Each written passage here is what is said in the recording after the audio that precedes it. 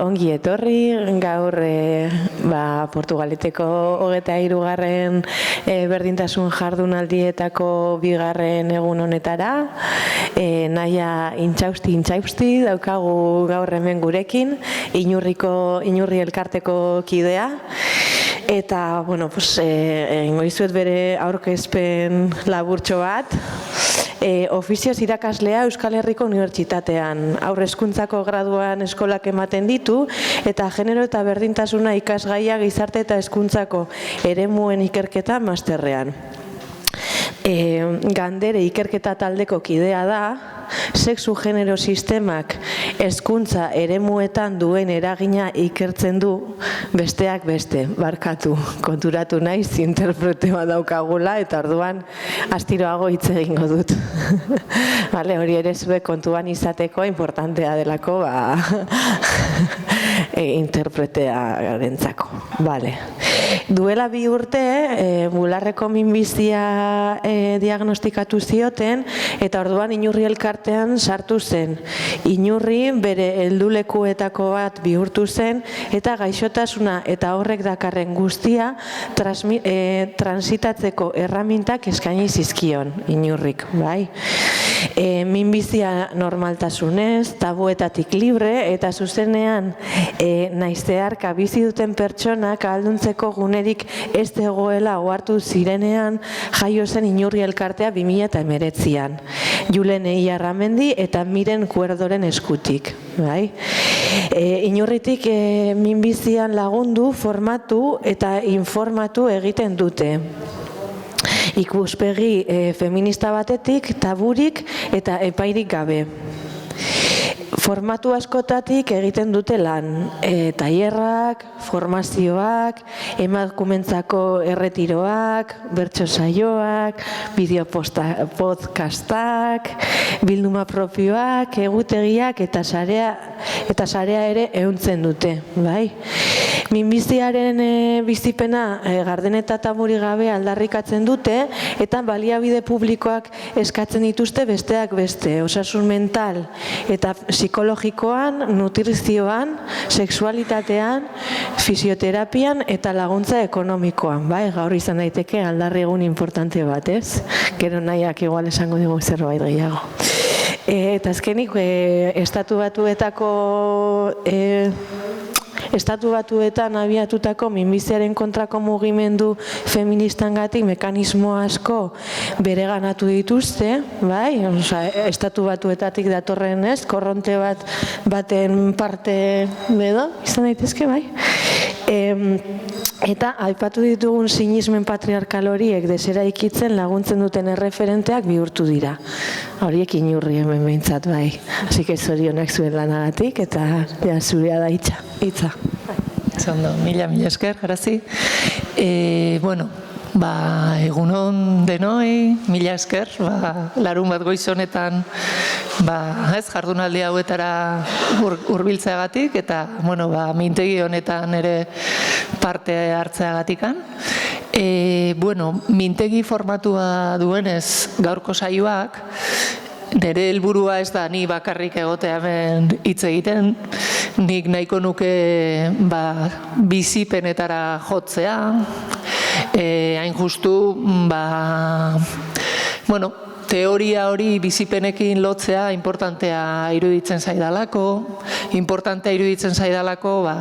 gaixotasuna edo gaia izanik, norberaren barrura ere begira jartzea, ez?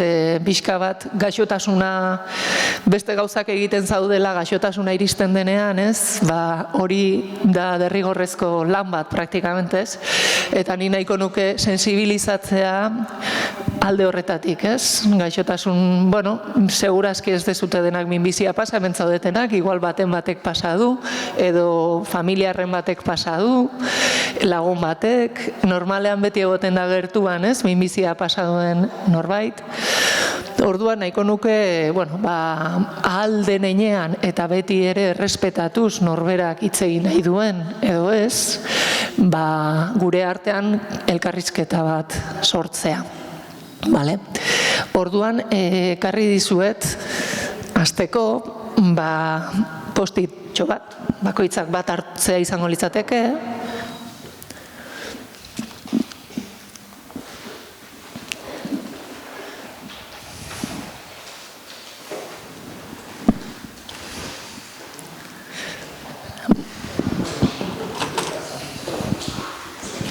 Boligrafoa ere bai, bazparez, mekarri dezute. Beira, denak ekarri dute. Ondo. Ya está. Dena boligrafo? Sí. Ba.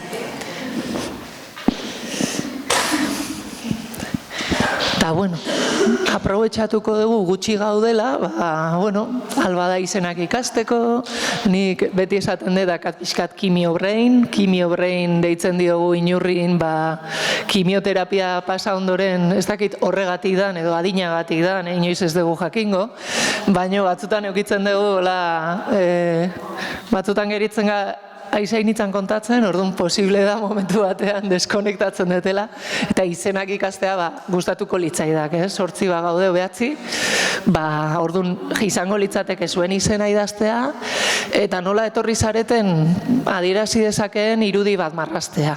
Marraztu edo hitz bat, esateko nola gatoz gaur hona, nola nator emozioak representatuko luke gaur zuen presentzia hemen, unkituta nator, presaka nator, animali bat nahi dut marraztu, nahi dezutena, pixka bat kontatzeko, bakoitzak, sarreratxo bezala.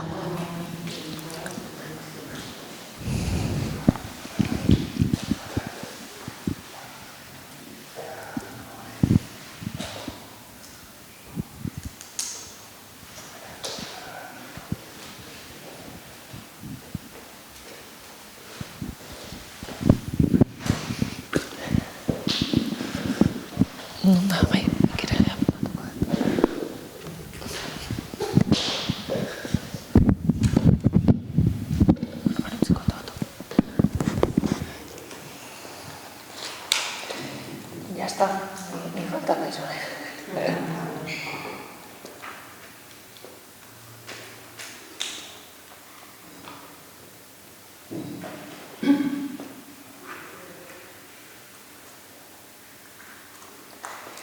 Bueno, hasiko gara, nahi norbait animatzen da. ¿Se anima alguien? ¿O hacemos así, como queráis? Sí, se pega, estaría bien que tuviéramos así todas y todos ahí. ¿Quién se anima? Nuria naiz, eta arreta handiaz etorri naiz. Nik minbizia ere pasatu dut, eta nire ama ere. Eta gaia orduan niretzat oso interesgarria, eta oso agian ez dut ondo hitz egiten ez dut barkatu.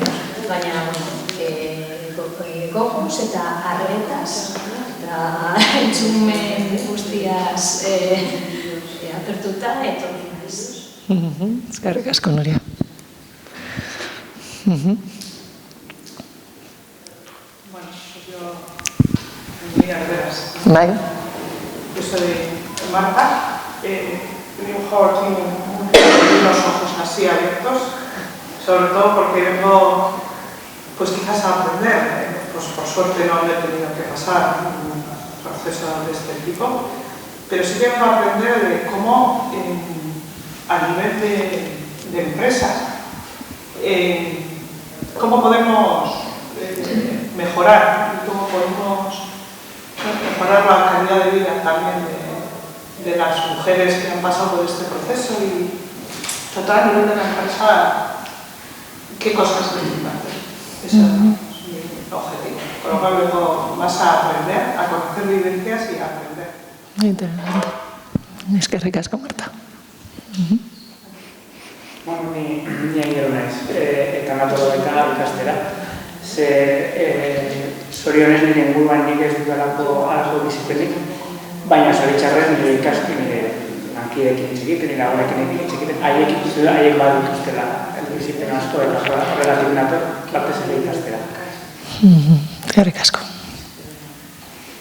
Ni Klara naiz, eta bueno, nire euskaraz ez da oso ona, baina, bueno, saiatuko naiz egiten, edo bertiztela aldatuko dut. Nik, bueno, vengo pues eso, para escuchar sobre todo, me parece que es un tema muy sensible para mí. Sí, es verdad que he tenido también alrededor gente que lo ha pasado, batez ere emakumeak, eta, bueno, pues, txuteko eta ikasteko, eta nik marraztu ditut bihotz bat, eta hori, bueno, bombilla bat, baina ez dakit nolari, baina, pues, dana prez, ez ere bihotzetik eta horitik, eta txuteko, eta... Eskerrik asko. Ni Isabel naiz, nik izan dut angiosarkoma bat izan duen, suerte handia izan dut, oso handia, ebakuntza batekin bukatu da nire historia, nire bakuntza izan dutuen, baina nirekin batera, lagun min bat bizia horreitik jasatzen ari da, eta bueno, izan da, nik etxean bizi izan duen, ez? Baina, bueno, ezkenean, baina norberari tokatzen zaionean, pizka bat dana barroa ematen zaitu. Eta, bueno, nik barriro esaten duten, ni suerte handia izan dut, bi bakuntzakin historia ospatu zan, eta egia esan, iman zidaten lehengoko diagnostikotik bigarrenera, lehengoko diagnostikoa angular gabe gelditzen nintzen, eta bigarrenean esan zidaten ezetz. Nire bularra dauka, eta zia falta zaioten. Baina ni oso hori nago. Suerte handia izan, hori berriro esan duzu. Eta nire laguna, bebai suerte handia, topatu zioten, baina errakuntza bategaitik, gainerako, bere kasua berakakita dut bai berrian izan, egizioten diagnostikoa. Zeberak 72 urte ditu, kilo hau egin zitenean deitu zioten, esan zioten goi, baina hori adinez ez ditu topatzen. Baina hiak eta hemen zauden, egin goi zuen. Bietan zaukan. Bat zekendu egin diote eta beste hau jarraitzen dut, eta erregazin du egiten ari da, oso guztia irakukatzen ari da. Baina, bueno, bio gertutik ezagutu du, bi gauzak ez berdina, baina honek ere, askotan komentatzen dugu, itzelezko suerte izan duzu, ze errakuntza administratio batenetik, zebera. Claro, beste latzen. Beste gali batez, zergaitik 70ekin, edo zergaitik ezadinago hasi. Ondo dago, baina hori. Bai. Justo, urguietik bizi izan dugu. Claro. Bera ondo dago, oso ondo eraman du. Interesgarria, eskerrik asko, konpartitzatik, Isabel.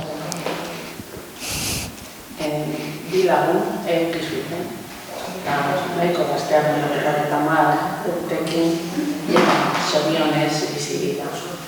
Eta, bueno, errepika zuten, baina zorionez, haitzen dute bizia.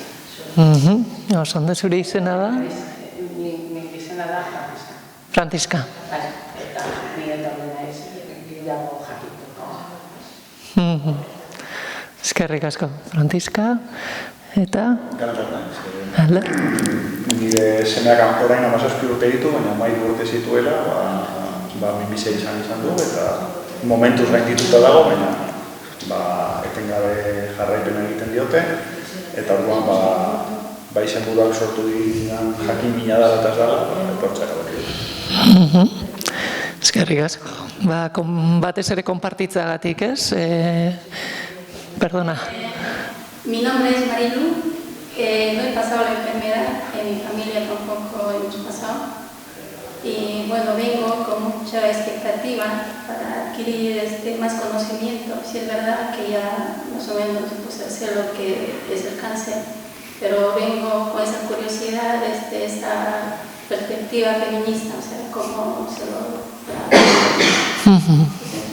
Me llama la atención, bueno, no sé, busqué algunas palabras sueltas por mi hija, pero bueno, he dicho, pues como ponía ahí que había traducción simultánea, que me ayuda. Qué bien. Gracias, Marilu. Bueno, ni gara zinaiz da, bueno, berezbait dira, dinamizatzailean bilatzenean, baina, bueno, ya que lagundu behar duen nahia, zuen lagundu eta nire zuen parte uste badira zuen,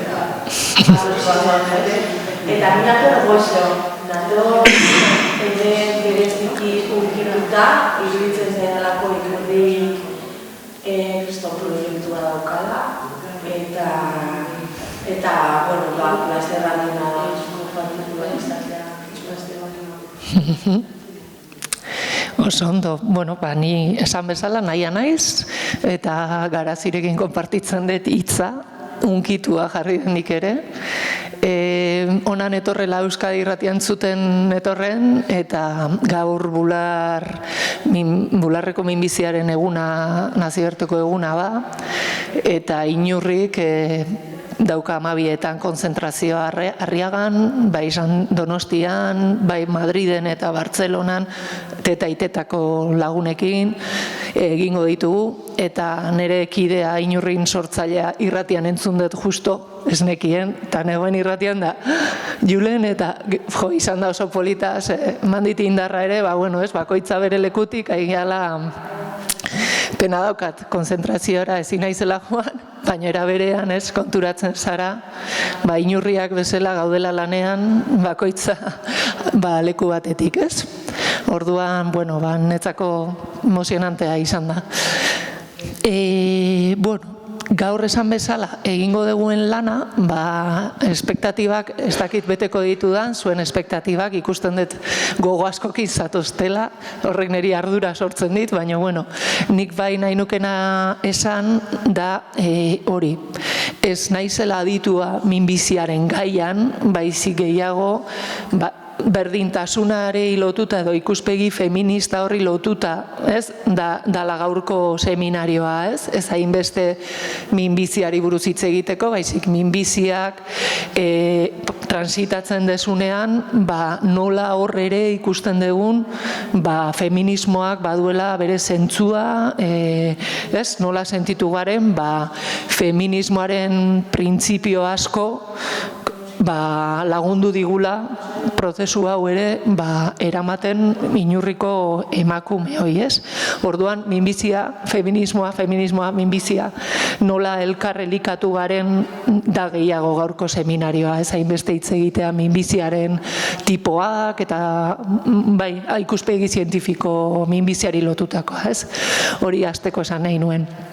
Gero, egingo ditugu, pixka bat sarrera, esan bezala, bizipenak eta esanahiak, nahiko nukena da, bizipenetara jo, eta horietatik gero ulertu, hori teoriakin nola lotzen den, ez? Ke signifikado, ez? Ematen diogu, esanahi ematen diogu sentitu dugun horri, ez? Ze hori da guri prozesuan gertatu zaigunaz, lehenengo sentitu genituen gauzak, konsultetan, ze pasada hemen, eta gero gure artean hitz egin da, esaten genuen, hau gertatzen da, atzean dagoelako sistema bat, nun oraindik ere, ez, sufritzen ditugu hainbat aspiratzea, ez? Zentzu horretan edo nahi nuen enfokatu mintegia.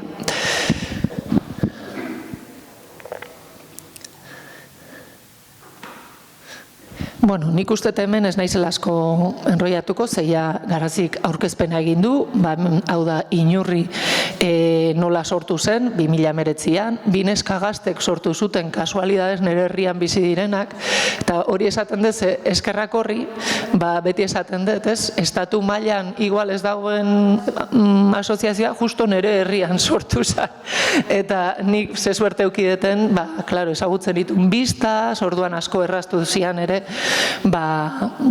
Inurrira gerturatzea, ez? Orduan, taburik gabe, ez? Lasai normalizatzearen aldeko elkarte bada, minbiziaz taburik gabe hitzaiteko elkarte bada, ez? Lehen esan duen bezala Garazik.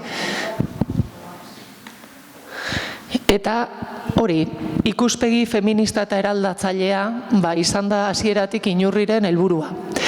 Eta pixkat intuitiboa, ez? Julene Ilarramendi eta Miren Cuervo sortzaileak hasieratik sortu zutenean utxune bat ikusi zutelako izan zen, ez? Julenek ama galdu zuen minbizia, bularreko minbizi metastasikoarekin, 20 urteko neska bat, eta berak 10 urteko prozesua bizitu zuen amarekin, eta konturatu zen, falta izan zitzaizkiola inguruan berarentzako erramintak prozesua akonpainatua egiteko, eta zeuden elkarteak ez zioten betetzen zentzu horretan, ez? Horregatik berak sortu zuen elkarte berri hau, eta hasieratik feminista moduan sortu zen, ez? Gero denborarekin joan gara horri edukiz betetzen, zergatik da feminista, ez? Orduan hori da nik ekarri detena ona, ez? Pixka bat, nun lotzen dan, gure ustez, minbizia bezalako elkarte bat feminismoarekin, ez?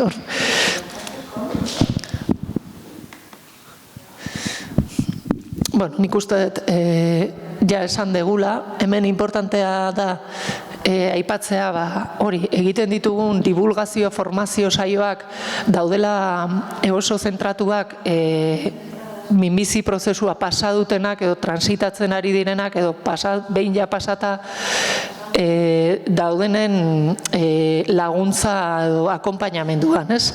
Orduan, guk beti tribua esaten dugu garela, ez? Tribu bat, horrela sentitzen dugu, eta Amaia Agirre bertsolari eta gai jartzaileak horrela esaten du, ez? Bestea izatetik beste bat gehiago izatera igarotzearen askatasuna da tribua. Gogorleku eta gotorlekutik ateratzeko esku bat.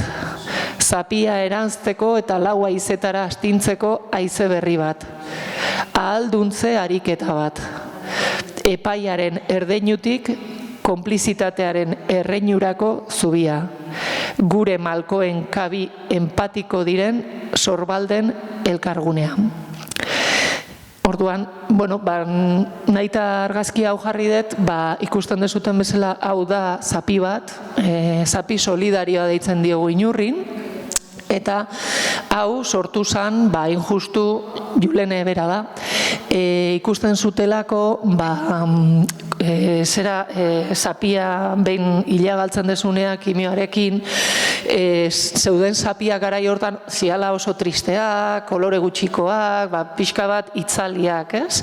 Eta beste aire bat eman behar zitzaiola gai horri, ez? Eta horregatik diseinatu zuten zapi bat koloretsuagoa, ere ematen du aukera jartzeko oso modu desberdinetan, lepoan, balio du toalla bezala, badauka erabilera desberdinak, eta batez ere zentzua handiena dauka, jendeak donatzen du zapia, 50 eurotan, eta emakume minbizia dakagunean zapi hori oparitu iten digutez. Eta ni gogoratzen dut, ni joan nintzenean zapia oparitu ziaten momentu hori ze importantea izan zen niretzako, oraindik hilean aukan, baino ze apoioa sentitu nunta, ze babesa beste persona batzuk netaz gogoratu izana olako momentu hain vulnerable batean, ez? Eta simbolikoki badauka garrantzia guretzako zapi honek, ez? Hori. Orduan, mintegiaren egitura izango da pixka bat, 3 gai edo gustatuko litzaizkidak tratatzea. Zer eskaintzen dio feminismoak Inurriri edo minbiziari, pixka bat izango litzateke galdera, ez? Feminismoan ze postulatu guri ematen digute zerbait baliotsua, ez? Orduan, gai asko dira, eta denbora gutxi daukagu horregatikan, ekarri ditut 3 gai. Lehenengoa, sexu genero sistemak nola eragiten digun, eta bereziki minbiziaren ikuspegitikan, nola genero rolak eta zaintza sistemaren auziak nola eragiten duen minbizi prozesu batean.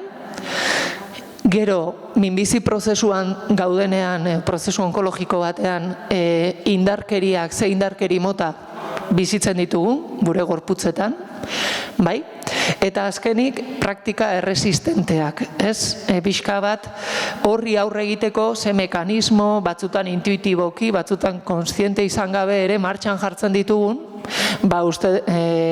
horri nolabait erantzuteko edo norberak beretik jartzeko, ez? Hori izango liake hiru gaiak.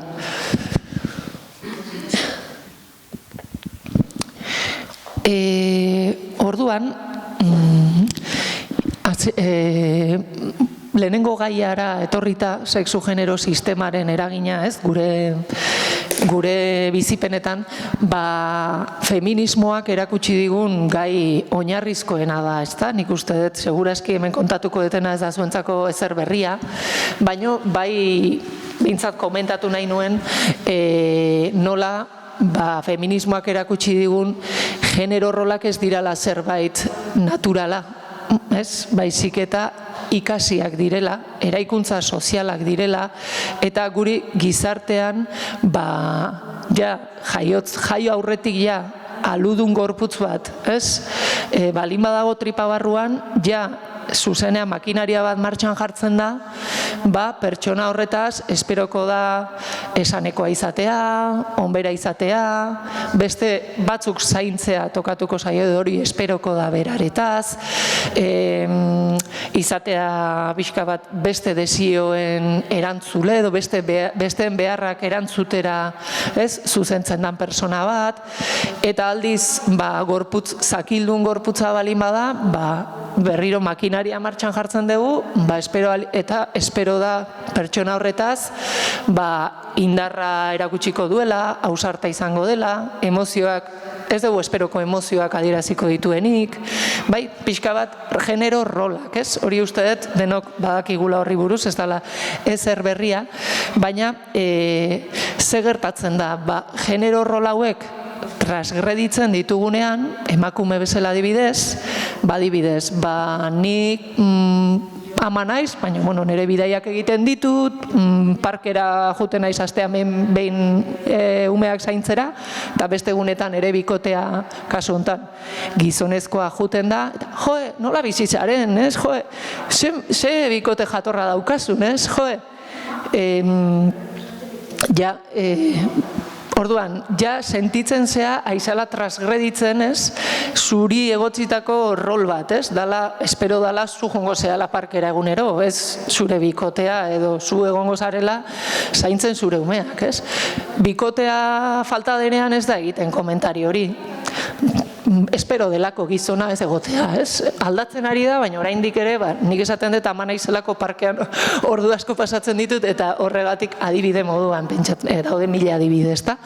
Orduan, ze gertatzen da, hor transgresio bat egoten den momentutik, Marcela Lagardek esaten zuen bezala, kulpa sentitzen dugu, atera garelako, guretik esperosan horretatik, ez? Eta orduan, askotan kulpa sentitzatik, azkenean da barne kontrol mekanismo bat bueltatzeko a lo que se espera de ti, ez? Esateko,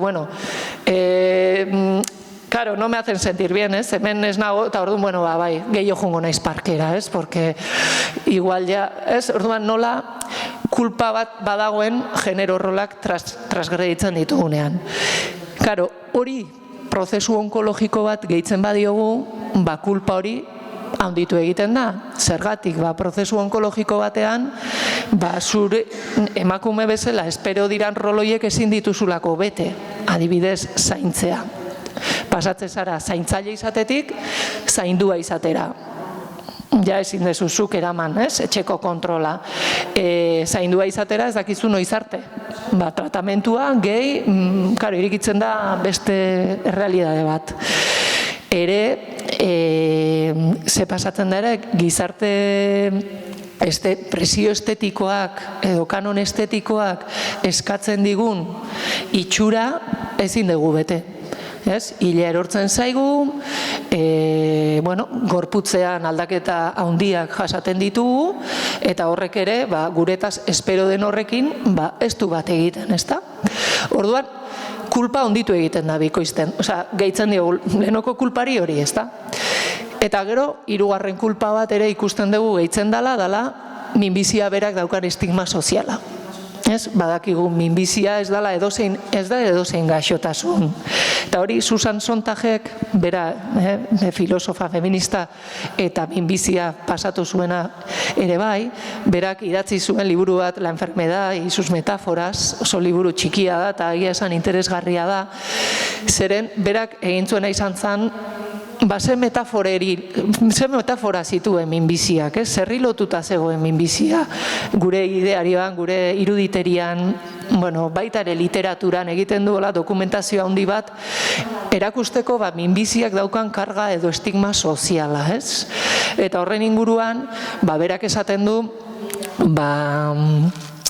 hori ez, badala gaixotasun bat misteriotsua, augurio txarrekoa, eriotzarekin oso lotua dagoena, eta adibidez zuk tifusa harrapatzen badezu, esate izu, ze suerte txarroki dezu, modu pasibo batean tifus harrapatu dezulako.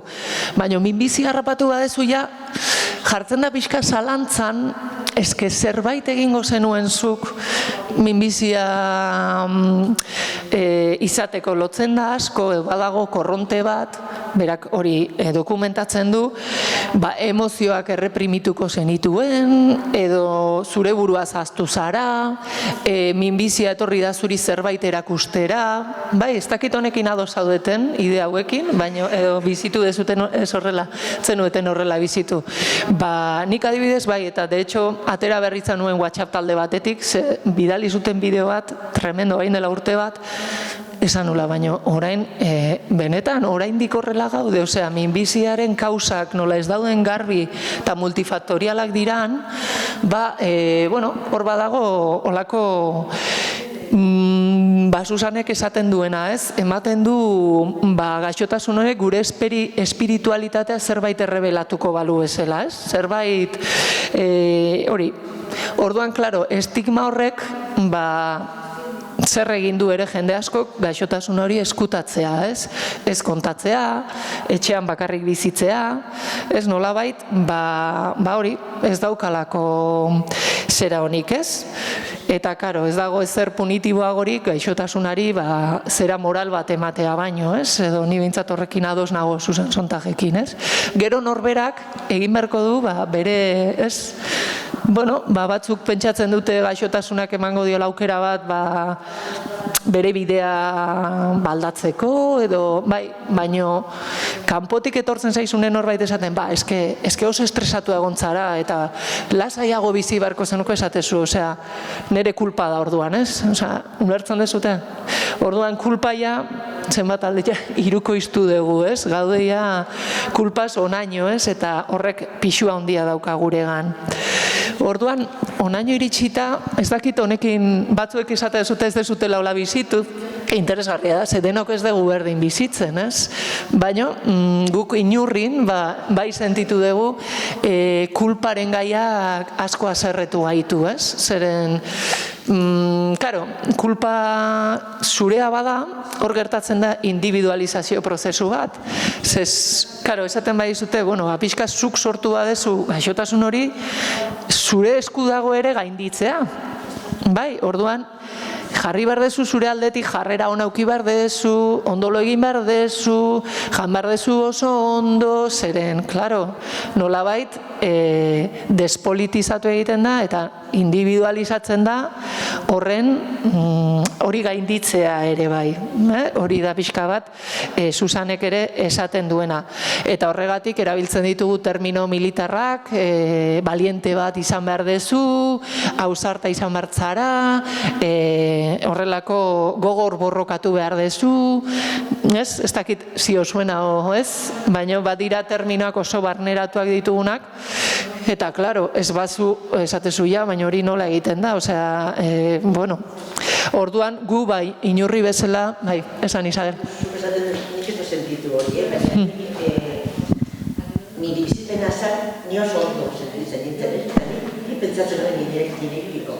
Ni normalanaz, nago prozesu honetan eta estoiak alderak saltoka lotzen maten dira dako.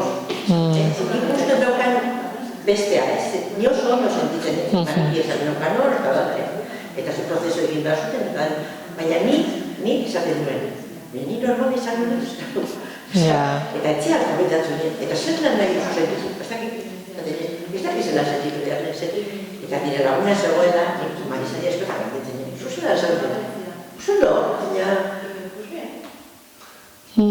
justo zuk esan duzuna, inoz ezigun desan, zabiltzaten ez, bestea, sentimentua daukan, eta nik gero, nik izan dudan prozesua normala da, eta zein nahi zenuen, ez dakit. Karo, baina hor dago, ez? Normala da, osea, da pixka bat jartzen deula, hori zer da normala, eta azkenean da, gaixotasuna norbera pasatzen du, mila modu daude, ez dago modu bakarra, eta ni hemen esaten nahi naizena ez du zertan denek pasa edo sentitu behar, ez? Baina, baloratu egiten dugu, nolari. Nire reakzioa normala da, osea, atzean dago balorapen bat, hau ondo dago edo gaizki dago, ez? Osea, konturatu gabe, baloratzen dugu prozesua. Eta ez dakit horrela behar duen izan edo ez. Ez dakit, Nuria, zuk ze hola egiten zenun, ados. Ez que gauza askorekin bizi izan dut. Batean, pertsona oso gutxi zautzen dudan kalean, esan dit, enteratu naiz, pasatu duzula, eta zergatik pentsatzen duzu pasatu zaizula, zer emozio, eta nik geratu naiz, zontxituta, inoiz ez nuen pentsatu hori, eta gauza hori bataiatu, ez dakit zer, eta pentsatzen dut zaila da batzuetan komunikazioa edo zer esan momentu batean ikulertzen du, baina batzuetan jendea edo beste gauza bat da. Oso aurpegi hona daukazu hori. Ze guapa zauden. Oso guapa, lan egiten ari zara. Eta emozio hori guztia zaila da, eta kulpa, uste dut bai, badago prozesuan zorbatan daukazu. Eta, ni ama nahi txiki batetik, eta ezin izan momentu batzuetan, ezin izan gauza guztiak berarekin, ezin duen karritoa hartu edo umean betxikan agian. Jarri beharkatu, jarri hemen. Barkatu nire. Sentitzen zenuen kulpa. Triste zegoen, eta ama ez dakit zer, eta ama titian mal, eta nik ez dut, eta kulpa, duan oso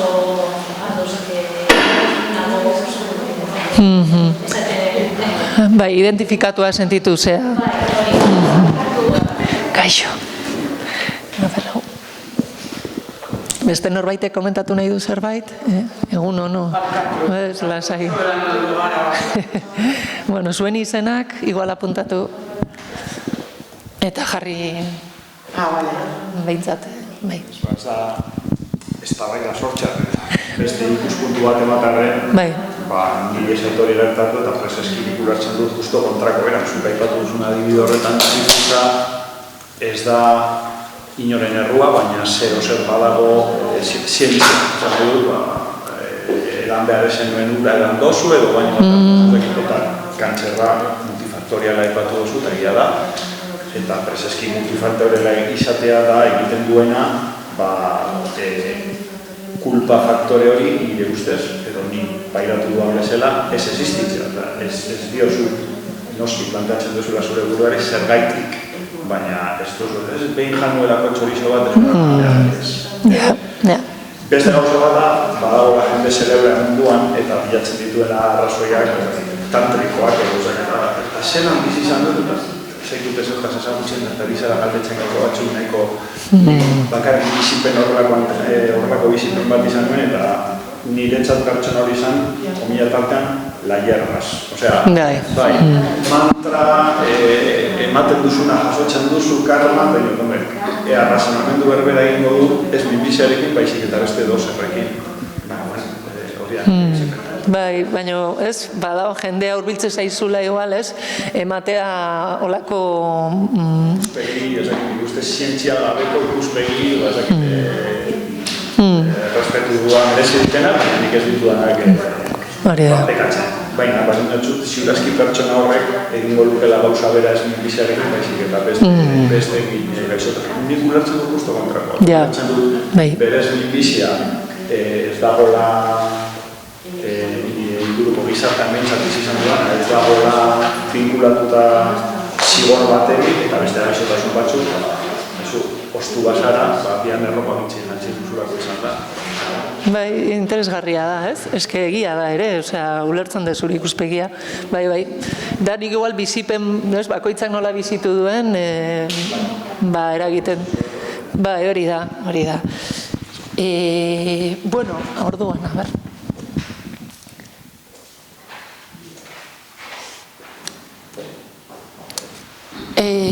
Gaur esan bezala, bontxe ariketatxo bat egingo dugu, Esan bezala, nahi deten ez denok parte hartzea, ekarri dizuet horri bitxo bat, hartu pasatzen joan.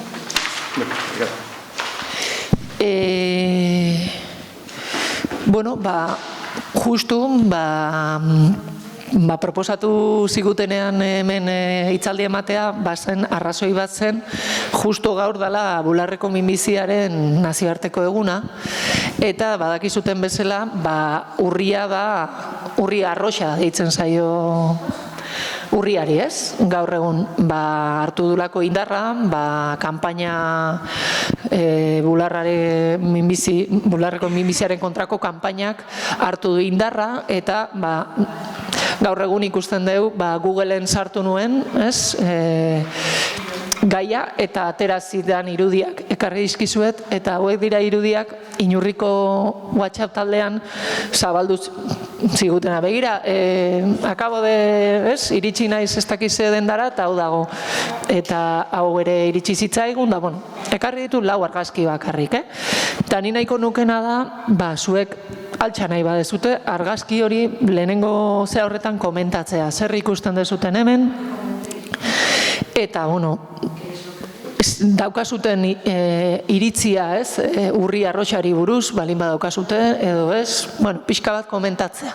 3 minutu utziko ditut, norberak idazteko, honen inguruan zer ikusten dezuten, eta nahi duna konpartituko du, nahi dunak ez.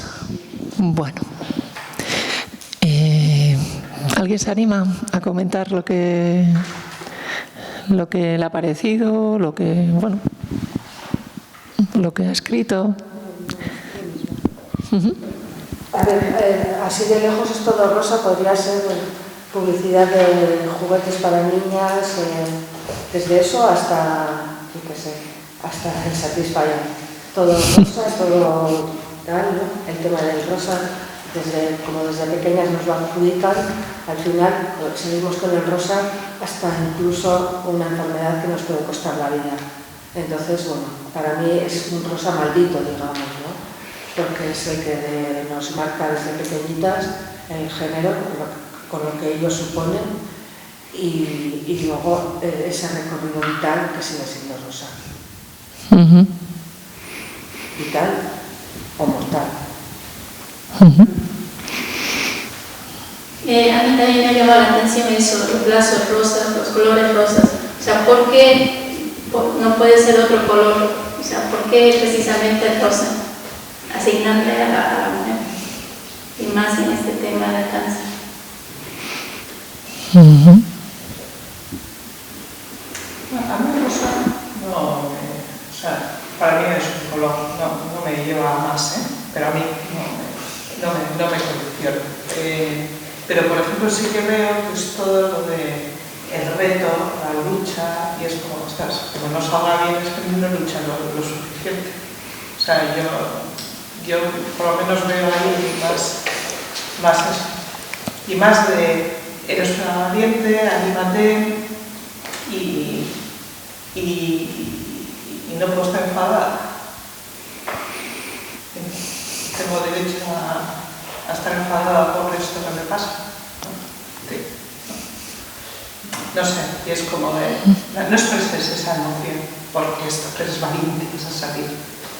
No sé, yo soy ese mensaje correcto. Joyofa, yo creo que has dicho que no te condiciona con todo. No, es un tema subjetivo. Sí, yo creo que objetivamente nos ha condicionado muchísimo. A ver, soy feminista, lesbiana, abolicionista y sobre todo de género.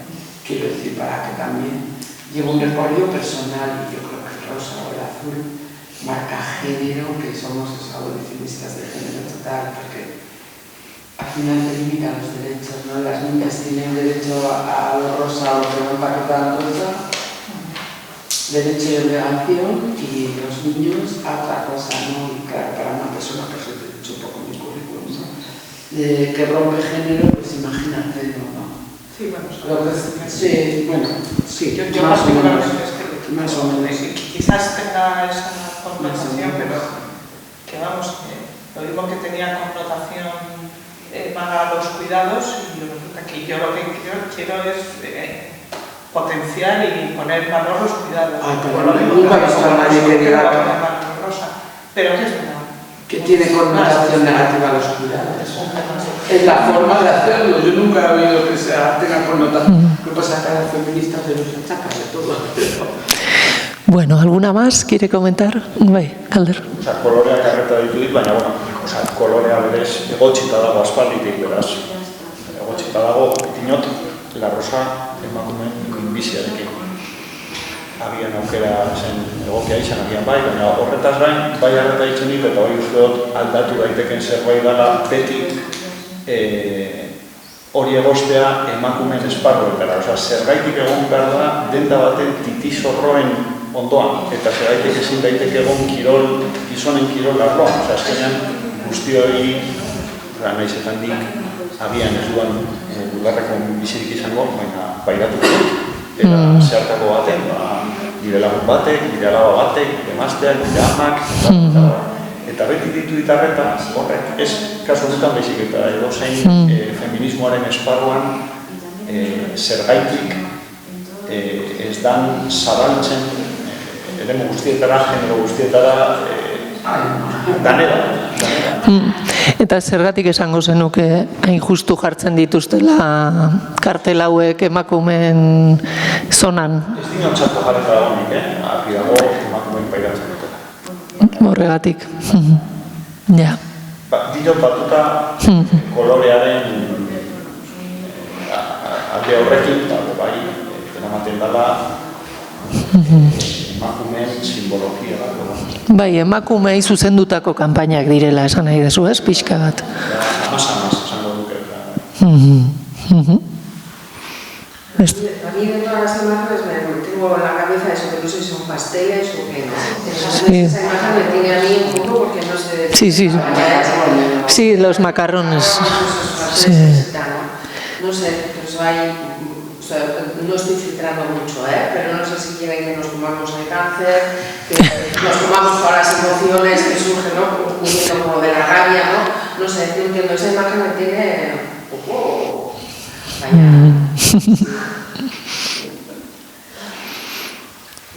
¿Alguna más quiere comentar?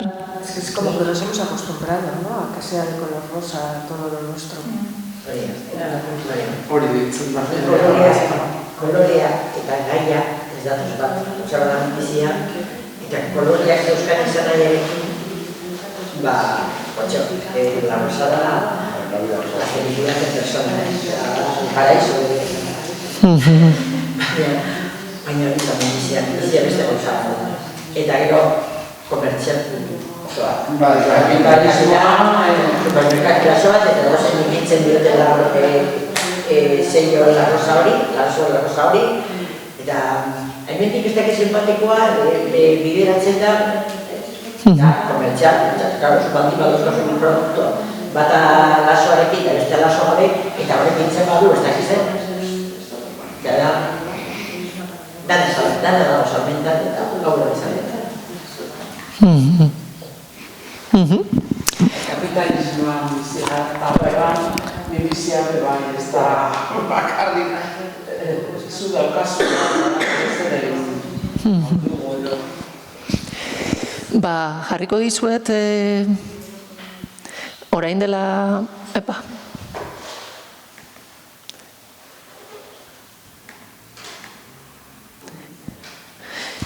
bideo txiki bat, Dalat eta Iteta gure lagunak Madriden egin zuten bideo bat, hain justu ere kanpaina arroxaren inguruan, pixka bat, ze iruditzen zaizuen. Teta Iteta da elkarte bat, Madriden sortutakoa, eta besteak beste, minbiziaren gaia, egiten dute ikuspegi pixkat, feminista batetik minbiziaren, batez ere bularreko minbiziaren inguruko gaia landu, eta hau da orain dela 2 urteko bideoa, eta orain justo atera dute atzo edo aurtengoa ere, aber gero denbora dakaun ikusteko, baina bueno. Instagramen dago? Bai. A ber. A ber. Ikusiko zuen nundi datorren pixka lazoaren historia, txoin, jarri berdet interneta uste dut.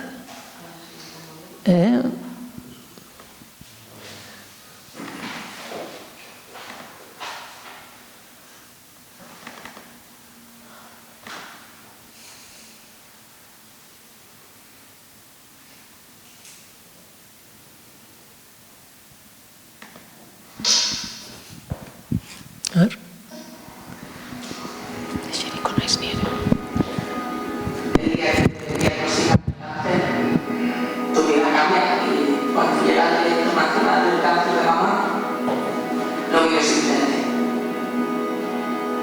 Es un mes un poquito complicado, porque el cáncer existe todos los meses. Me gusta muchísimo porque es el mes donde se concientia sobre esta enfermedad, pero también creo que el enfoque que se está dando no es el correcto.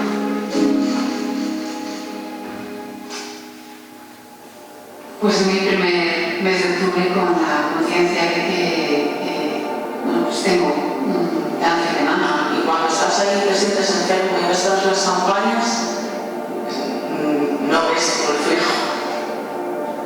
Fue abrumador. Esta gente haciéndose fotos con su pañuelo, monísima, súper peinada, histérica, vomitando, claro. Pues te voy a decir qué pasa con la enfermedad del cáncer de mama, no sabes, un puto marrón. Es una enfermedad que está muy edulcorada continuamente, y cuando transitas esta enfermedad te das cuenta de que las cosas no son así.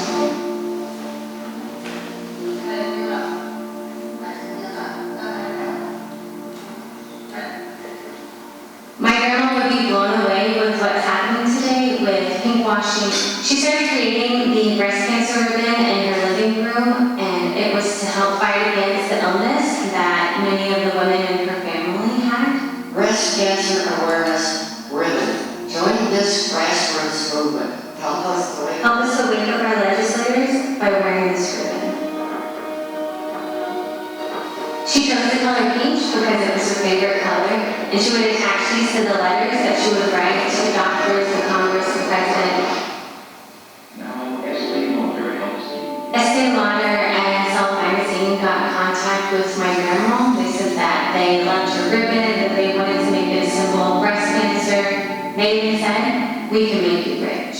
She of course said no, that this is about women's lives, and she said, you can't use my ribbon. They said, well, all we have to do if we wanted is to change the ribbon. The original breast cancer awareness ribbon, that's peach, turned pink in 1992 and in Washington.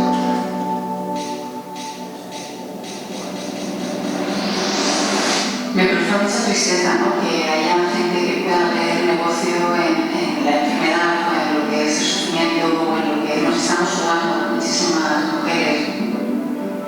Lo veo hasta un poco absurdo, el puro consumismo. Saca productos que realmente podamos utilizar. Es un tratamiento, ¿no? hay muchas cremas que nos usan para tener perfumes, ya viendo lo que viene, que hay un 20 o un 30% de cánceres de mama que se hacen en las casas de tanto aforos sin investigar, sin ganar dinero de verdad. Tiene que haber un conjunto de especialistas que nos traten qué ejercicio podemos hacer, qué alimentación podemos tener. Falta desde el minuto 1 que nos pongan un psicólogo, una psicóloga, por favor. Y una tercera figura que son mucho de menos y creo que es muy importante es un sexólogo. Para mí el proceso de la pérdida de pelo fue muy complejo y para mí tener una peluca fue como tener una muleta. O sea, mi muleta era mi pelo. Es mucho más que pelo. Es pensar que no te reconoces. He echado de menos muchos apoyos de las redes sociales, he echado de menos que se tiran de la medicación, dietética, las náuseas. He usado todos mis ahorros para quitarme el ortopecho. Eso es prevención. El cáncer no lo uso. El cáncer duele. If you invest in a pink campaign and you're not helping women that have breast cancer, are you really supporting them?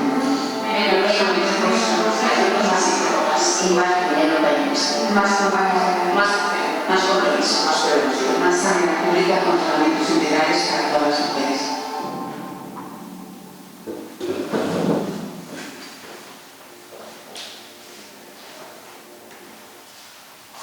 Bueno, en 2 minutos podéis, idatzi dezakezute bigarren zeran, zer iruditu zaizun bideoa, zerbait berria aportatu dizuen, ez, bai, zertan. Bueno, norbaitek komentatu nahi du, ze iruditu zaion ikuspegi bat da, guk Inurri konpartitzen duen ikuspegia da, teta-itetakoek agertzen dutena. Bueno, zuek komentatu, norbaitek nahi du zerbait komentatu?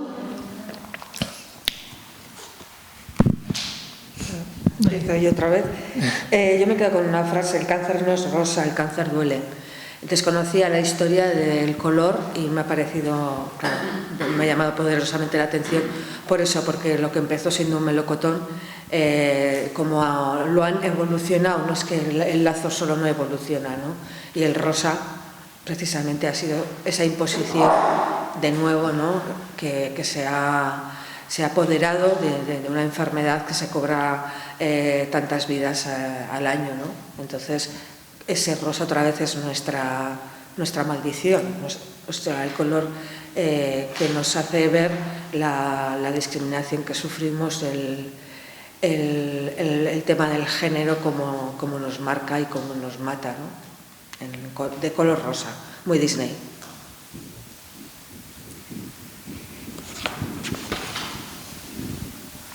Nik ere ez duen ezagutzen kolorez, ez duen ezagutzen. Eta gaitu nola gauza on bat komertziak. Neoliberalismo da, pure du. Danetik egin kantatiko zioa. Naiz eta gaia izan. Azkenean, kanpaina hau paziente en kontra, ez paziente en alde, eta hori oso errekarria da. Igual, pentsatu behar litzateke oso normalaren kanpaina hauek, eta testigantzak igual indartzen edo, eta ez bakarri da gose komerzializatzen, edo esaten, babesten dugu, esan nola, eta esan zer harina duen pazientetan.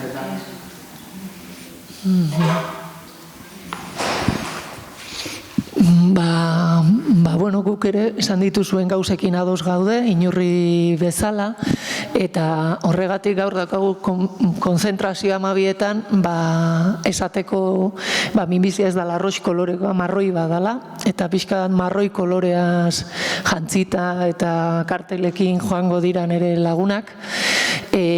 Eta, bai Bilbon, bai Donosti, Madriden, zabaltzen ari gara. Lehengo urtean egin genuen lehenengo aldiz, konzentrazioa, urten bigarrena, zabalagoa, leku gehiagotan egingo da, eta ari gara pixka bat, bai medioetan eta adierazten, guretzako ikuspegi honek daukan trampa, ezin dela gaixotasunarekin komerzializatu, gure bizitza jokoan daudela, eta hain justu eman nahi duten irudi hori, neska hori trentzarekin, perfekta, gaixo ez dauden personak asaltzen dira kanpaina bietan, despreziatzen da gaixo dagoen persona, heriotza bera despreziatzen da, ez dira gure azarrea, rabia, gure txipena ez da asaltzen, kontrakoa asaltzen da, arrotxari esleitu zaizkion ezagarri hoiek, egon bargarela oso ondo, posik, zeren bestela, gehiago gaixotauko nahi zen, zu mantendu behartzera ondo, eta horre denak, aingeruk esan duen bezala, kalte egiten digu guri, ez du laguntzen, adibide bat jartzearren, intimissimi o intimissimizi, ez da inolan, enpresa horrek ere egiten du kanpaina arrotxa, da sujetadore enpresa bat, eta oso ondo, egiten du kanpaina, donatzen ditu 0,6 zentimo esaten du ikerketara, ez dakigu oso ondo nora, baina gero ez ditu eskaintzen sujetadoreak mastektomia baten ondoren erabili ahal izateko, titi bakarrantzako sujetadoreak ez ditu produzitzen, ez dauka benetan gaixotasun honek suposatzen duen eraldaketa gorputzarekiko horrekiko ikuspegirik ez da ulertzen. Guk gero ez ditugu sujetadore horiek aurkitzen. Eta sujetadore marka guztiak daude egiten Pinktober hau, ez? Ikusteko zeurrun dauden, geruk esan duen bibentzia realetatik, ez? Eta guk uste dugu ez dutela enfokatzen gaixotasun honen konplexutasunaren ikuspegitik, debate zientifikoa herritarrei ez zaie hurbiltzen, despolitizatzen dute gaia, eta ikuspegi agentzia mota edo emakumeen gorputz desberdin horiek ez dira ere asaltzen beraien publizitatetan, beti asaltzen dira emakumeak gaixotasuna ez dutenak, bititikin, ez da asaltzen anistasun hori, ez da? Eta horrek, guri ez digu laguntzen, ez da? Eta gainera, saltzen dituzten produktuak beti dira tratamenduan zaudenerako, hau da, saltzeko. Prebentzioan ez dute jartzen inoiz indarrik, baizik eta, egon zaitezen mona eta polita eta, orduan dauzkazu makillaje, besteat hori, baina esan dugun arroxari lotutako presio estetiko sozial horri lotuta, da eskaintzen dena. Orduan, hori da pixka bat, gure kritika bat,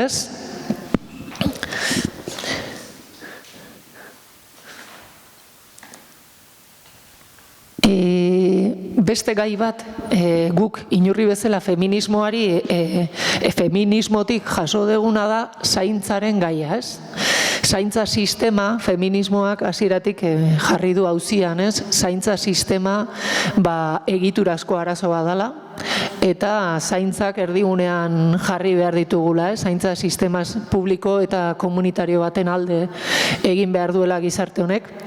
Eta, klaro, minbizi prozesu batean, prozesu onkologiko batean, zaintzaren gaia hartzen du, dimensioa handia, ez? Zeren azaleratzen da sistema honek dituen hutsune guztiak, ez? Orduan, guk ere hor ikusten dugu, ze importantea da baldintza duin eta honetan, optimoenetan, gaixotasun hau transitatzea, ze garrantzitsua dan, eta gu konsultetara hau ekarriz, ze ikusten dugu. Konsultan, onkologoak eskaintzen digula tratamentu berdina denoi, noski. Baina ez dela kontutan hartzen, ze baldintza sozioekonomiko, kultural, adinazkoa, generoa ilotutakoak dituen persona bakoitzak. Zezan nahiet honekin. Jongaitezke betani, biok, tumor berdinarekin, abizen berdina duen tumorrarekin, 3 zentimetrokoa biok, baina igual ebek daukan situazioa etxean, ez dauka zer ikusirik nik dakatenarekin. Bai, ekonomikoki, laguntza, sarea, bai, baina hori ez da atenditzen konsultetan. Zara persona berdina. Karo, zer gertatzen da ama bakarra, bi ume ditun ama bakarrarekin, eta gaixotasun hori transitatzea tokatzen zaionarekin, edo badaukana sare soziala, baino bere sare soziala prekaritateagatik ezin diola lagundu konsultetara, edo autobusean joan behar dula tratamentura jartzea ez daukalako inor lagundu altzaionik. Bai, hau da, daude kasuistika 1000 eta tratamentu berdina denontzako. Eta guk ikusten dugu hor, ez dela ziurtatzen baldintza sozioekonomiko horiek konpensatuko dituen laguntza, ez da? Integratuta osasun sisteman. Zer gertatzen da? Elkarteek egiten dutela lan hori. Ni adibidez joan itzenean psikologoaren bila, Asociación contra el Cáncerreko bulegora, hango trabajadora sozialak, gizarte langileak, esan zidan, eta zein da zure egoera? Eta esan ona, lehenengo aldia galdetzen diatela berrumea ditudan, ez naizela bakarrik emakumea, ez? Bai, bi ume ditu, eta badaukazu laguntza etxean? Eta ni, moldatzen naiz, ama dago, bikotea, eta moldatzen gara. Eta etxea garbitzeko? Eta, pentsatu nun, bai, laguntza beti dator ondo, baina ni baino okerrago daudenak egongo dira, ez dut behar laguntza, hola. Eta pentsatu nun, lehenengo aldia da esaten diatela, ez? Gai hau ateratzen diatela, eta da elkarte bat. Karo, nik elkarte batera juteko ezagutza daukat, gai naiz juteko, ulertzen detelako kulturalki elkarte batek ze zentzu daukan, baina ez dauka mundu guztiak, ez denbora, ez dirua, ez ezagutza hori juteko elkarte batea. Eta horrek ja diskriminatzen du, ze jende hori geratzen da laguntza hori gabe, ez? Baldintza duinetan, ez? Prozesua transitatzeko laguntzari gabe. Horrek esan nahi du, gaixotasun hori ez badegu konpontzen, gaixotasunak diskriminatu egiten dula, bai genero, bai etnia, bai adina, bai maila sozioekonomikoaren arabera. Ez dakit hau iruditzen zaizuen, banaukan beste... Baina, igual hitz egin dezakegu, ze denboraz ez gabiltzo ondo. Ez dakit zuek zainduak izan barri izan tokatu zaizuen minbizia pasatu duzenak edo beste gaixotasun bat zaintza sisteman honekin sufritzea eta konturatzea ze desigualdade dagoen segun eta ze baldintzetan, ez? Ni beti esaten dut, nik baldintza honenetan pasadet gaixotasuna eta oso kostiente naiz. Zeren nauzkan baldintza ekonomikoak, nauzkan laguntza naukan, naukan kulturalki ulertzeko aukera ze baliabide zeuden inguruan nik erabilializateko zerbitzu horiek, baina ez da beti horrela, ez? Orduan, uste dugu hori ere, mai gainean jarri beharreko gai bat dela. Eta ados zaudeten, nola bizi izan dezuten besteok, zerbait komentatzeko? Nire kasuan ez baina, zenarra ere, egoera berdinen dago, ez? Eta bai konsultatzen ez zuzen, nire konsultara baten izenean berarekin bio gaude, baina zema gente bakarri eta bin guztietakoa. Eta kimio berakimia zuen, eta baten ginen eta zaten dena. Baina, gente zezare gutxi daukan edo, gutxi zori, ni ez badago, badago, jakina guztuari bat, egoera ekonomikoa ondo gaude, eta ez dago bakarrik, gaixotasuna daukagu baina ez besterik, baina erapaten zera ikusten duzu, zara retxitan, zer erabilitatzen da hau.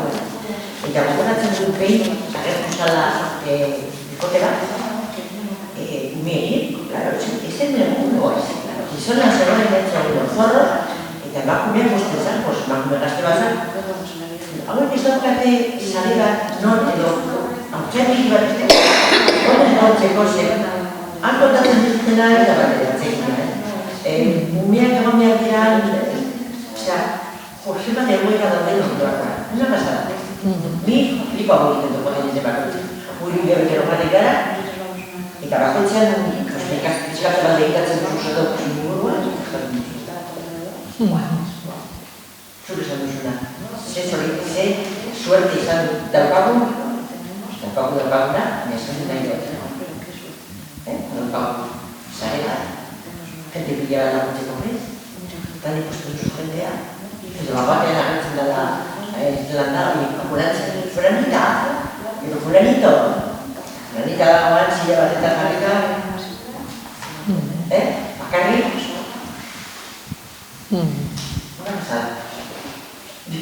ikizkoren ikusten dut, bilabetero batik eta ez da aldatzen.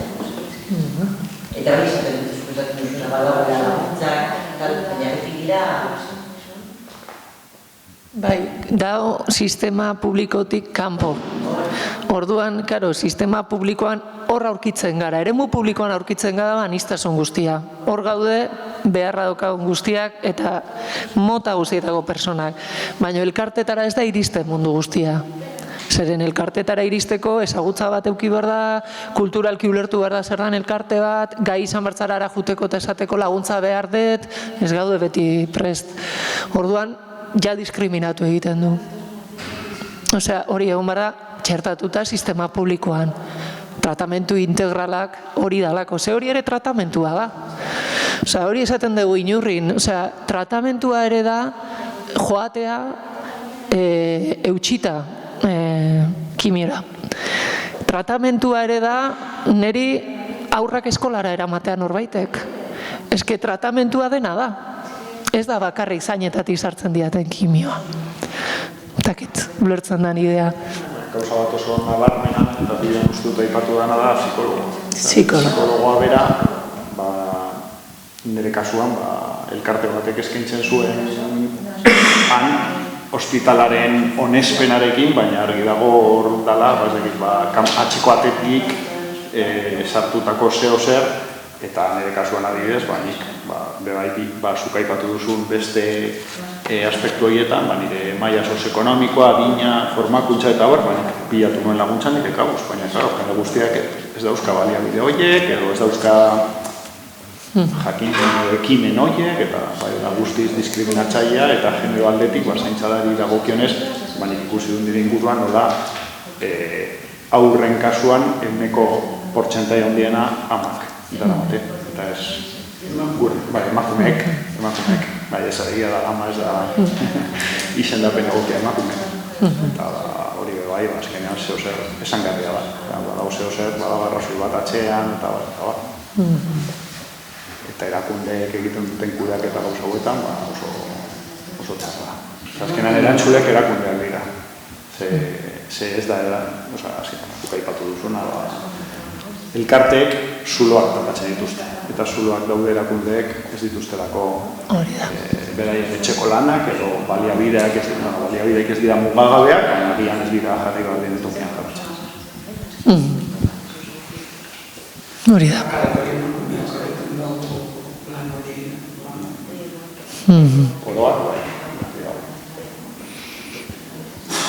Besterik komentatuko zenukete?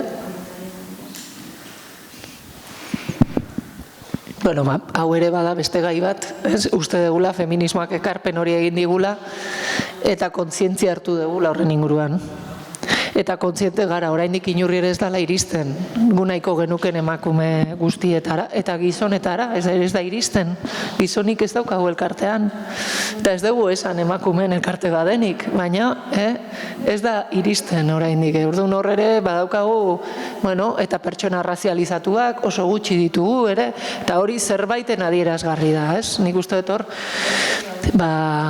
ikusten zoazte ere bai gure argazkiak dira, elkarteko lagunen argazkiak dira, ze badaukagu egutegi bat. Urtero atatzen dugu egutegi bat, hori daukazute inurri web horrian, gure gorputzekin ateratzen dugu egutegi bat. Eta hau da egutegiko argazki bat. Bigarren gaia, ekarri nahi nuna zan gorputzen gaia. Nola, feminismoak ere, hemen zaudete, ni baino gehiago ontaz dakizutenak segurazki, beste garai hauetan borrokan ibili zarete segurazki ere, gai honekin. Guk ikusten dugu ere, Ameriketatik eta esan dugu leheno, estatu batuetan. nola gorputzen politika edo mugimendu horrek nola ekarri zuen, bigarren olatua eta gero, nola feminismoak beti borrokatu duen gorputzaren gaia, ez? Gorputza beti izan da campo de batalla kapitalismoa eta feminismoaren artean, guk emakumeok gure gorputza kontrolatu eta erabakiak guk hartu ahal izateko, ezta? Bai abortuaren inguruan, bai sexualitatea plazerretik bizitzearen inguruan, bai errekursoak lortzearen inguruan, ugaltze gaitasunaren inguruko, hainbat gairen inguruan, orduan antisorgailuak ere ez, erabiltzearen eskubidearen inguruan, hau izan da, historikoki borroka luze bat, oraindik ere borrokatzen aidana feminismoa, ezta? Eta guk ere hor ikusten dugu lotura gure gaiari, ez? Gure gaia edo prozesu onkologiko batean bizitza tokatzen zaigunari. Silvia Federicik esaten du, ez? Kapitalismoaren gorputz, proiektu handia izan dela gure gorputza lan makina bihurtzea, mekanizazio prozesu bat burutu dela gure gorputzekin, eta bereziki emakumeen kasuan hori bikoitza dela, ez? Batetik lana egiten du, bai ordaindua edo ordaindu gabe etxean, baina gainera gure gorputzaren desjabetze bat gertatu dela, ez? Objektu sexual eta ugaltzen makina bezala ikusi izan delako emakumeen gorputza, ez? Eta oraindik ere, eta munduan oso leku gutxitan daukago emakumeek aukera erabakitzeko gure sexualitatearen inguruan eta ugaltzeari lotutako prozesuen inguruan, ez? Kontziente gara, gure gorputzaren desjabetze bat bultzatu dela, eta desjabetze horrek ahuldu egin gaitula gure gorputzaren inguruan erabakiak hartu behar ditugunean. Pixkat abstraktoa ematen du, baina hau ekartzen badegu konsultara, adibide desberdinak erakutsi aldizkizuet.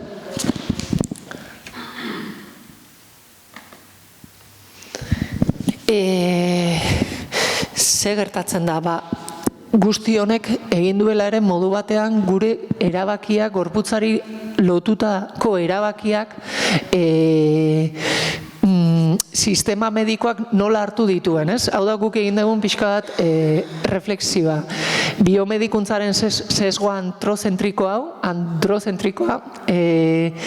nun ikusten da? Guk konturatzen gara, askotan ez da minbiziarekin bakarri, pentsatu zazuta ginekologoen konsultetan, parto kasuetan, nola tratatzen diren, edo gure sintomak juten gehan meikoana esatea sentitzen dut, edo regla mina handiekin, endometrosia, nola sentitzen garen, eso no es nada, estás exagerando, nola askotan egiten duten gure sintoma edo gu sentitzen ditugun gauzoiei gutxi estu. Ez dakit hori sentitu dezuten noizbait konsultetan. Beti. Badago horrelako sentipen bat, esta misma dinámica revela cómo los cuerpos feminizados son también cuerpos objeto, cuerpos despersonalizados en una maquinería médica en que lo que interesa es la productividad. Nola sentitu gara gu bizipenetara junda? Inurriko jende askok sentitu dugu, jongeranean konsultara, esan digutenean bizia genekala, hitz egiten dutela gu hor egongo ez baginan bezala. Gure gorputza egongo baliz bezala, objektu bat izango baliz bezala. Ponte jarri, ez dizute ez da esaten zer egingo duten zure gorputzarekin. Osea, kasi egongo ez bazinan bezala tratatzen dizutela. Ez dakit hori ezagun aite zaizuen, no ez? Baina, bada, Isabel, zuri bai. Hemen hago, osea, begirak edezu mesedez aurpegia, ez daude zapata saltzen, osea, esaten ari zara, tumor bat dudala, esatizera zena, eta pantailari begiratzen diote, eta igual ematei zuten notizia bat zure bizitza baldintzatuko duela, pantailari begira. ez? Da, sentimentu bat, zure gorputzak habitatuko ez balu bezala konsulta hori, eta igual gorputza hor dago, baina zu ez zaude. Osea, zeren, hitzaiten diote gorputzari, titia, eta kasu titia asko, ez dakit, hemen agola, osea, hitzegia zu neri. Ez dakit, orduan guk lotzen dugu pixka bat, historikoki emakumearen gorputza, ez? Nola izan dan tratatua, eta nola oraindik ere konsultetan horrela sentitzen garen, ez? Gure gorputzaren jabe izango ez bagina bezala. Martxoan, ez da gutxe egiten. Bai, orain. Ez izan dut, oso gutxe daukat, eta nik beko txakiko eta egoan ez baina bezala, transparente total. Alucinante.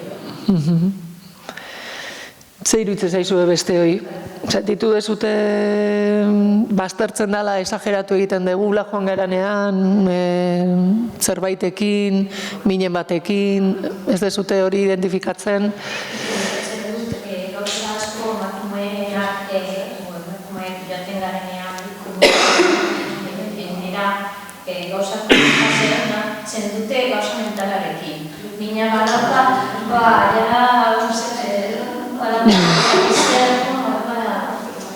importantzia biltzen dela eta tratu barik pentsatzen dut ez beti, baina ez berdina dela gizon batekin, agian gizon batek joaten da eta normalatik bereziko beti, eta nik beti sanitario analizia, baina ezberdintasun hori, eta hori mentalarekin eta minbizia pasatu duenez, gero urtean pasatu eta gero bat daute ondorioak eta baina honekin hori da minbizia edo tratamendua, horrekin tratamendua hori da tratamendu ez baina ez dago soluzio balaukate mina, balaukate ez dakit zera ez hori da batatu behar ez da nire saioa eta ez dago hori multiprofesionala, psikologoa, nutricionista, onkologo, ez dakiz zer, guztio batera, sintoma hauek, ez dakit barkatu. Ez ondo itazu, oso ondo ulertu da, oso ondo. Bai, guri adibidez, Donostiko ospitalean onkologikoan guri eskaintzen digutena gorputzari lotuta da, lehenengo lista bat peluka nun erosi, eta lista bat peluka eta nola esaten da, titi ordea nun erosi. Protesia nun erosi, osea, hori da ematen dizuten informazio bakarra, ez dizute ematen informaziorik asoziazioena, sexologoa nun, jake beraiek ez duten eskaintzen, behintzat, gorputzari bene-benetan, nik ez esaten beste ez da nik garrantzitsua, ze emakume bakoitzak behar duena, nien ez dut hori juzgatzen, baina bai nola presio estetiko horri erantzuten zaion, eta beste guzti hori gorputzak benetan behar duena dala nutrizioa, sexologia, eta fisioterapeuta hori denak ez dira ez da aipatzen. Orduan, horri lotuta, ez ni naiz minbizia izan duen pertsona bat, inurri elkartekoa. Bai, hori ez dut esplikatu, bai. Bai, egia da, ez dut esplikatu, bai. Ni naiz inurri elkartekoa eta minbizia pasatu duen, bai, inurri, bai. Hori ere Instagramen daukazu nahi bat ez begiratu.